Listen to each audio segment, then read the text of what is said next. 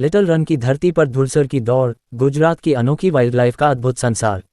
आदाब, मुस्लिम ऑफ गुजरात ये YouTube channel पर आप सभी का स्वागत है। गुजरात के सुरेंद्रनगर और कच्छ जिलों के बीच फैले लिटिल रन ऑफ कच्छ को भारत की सबसे अनोखी और जीवंत वाइल्ड लाइफ सेंचुरी में से एक माना जाता है। यह इलाका अपनी अद्भुत भौगोलिक संरचना, नमक के मैदानों और दुर्लभ वन्यजीवों के लिए प्रसिद्ध है। यहाँ का सबसे प्रसिद्ध जीव है धुरसर इंडियन वाइल्ड एस्प, जिसे स्थानीय भाषा में घोड़े जैसा मगर गधा नहीं कहा जाता है। धुरसर, न घोड़ा न गधा, एक अनोखा प्राणी। धुरसर दिखने में तो घोड़े और गधे के बीच का कोई प्राणी लगता है, लेकिन इसका अपना ही एक अलग अस्तित्व है। इसकी खूबसूरत चाल, सुनहरा शरीर और तेज रफ्तार इसे और भी आकर्षक बनाती है। ये प्राणी सिर्फ भारत में, और वो भी सिर्फ गुजरात के इस खास क्षेत्र में पाया जाता है। भारत सरकार के वाइल्ड लाइफ एक्ट के तहत इसे शेड्यूल 1 में रखा गया है, यानी इसे कानूनी संरक्षण प्राप्त है और इसे नुकसान पहुंचाना अपराध है। खूबसूरती के साथ समस्या भी। जहां एक ओर धुरसर पर्यावरणीय संतुलन और जैव विविधता के प्रतीक हैं, वहीं दूसरी ओर ये किसानों के लिए एक बड़ी चुनौती बनते जा रहे हैं। लिटिल रन के आसपास बसे ग्रामीण इलाकों में जब ये धुरसर फसलों की ओर रुख करते हैं तो किसानों की महीनों की मेहनत बर्बाद हो जाती है। गेहूं, बाजरा, मूंगफली और अन्य फसलें इनकी चपेट में आकर भारी नुकसान झेलती हैं। सरकार की ओर से मुआवजा स्कीम तो है, लेकिन किसानों का कहना है कि वह काफ़ी नहीं है। टूरिज्म की नई पहचान। इन तमाम चुनौतियों के बावजूद लिटिल रन आज गुजरात टूरिज्म का एक अहम हिस्सा बन चुका है। हर साल हजारों टूरिस्ट यहां की वाइल्ड लाइफ को देखने आते हैं।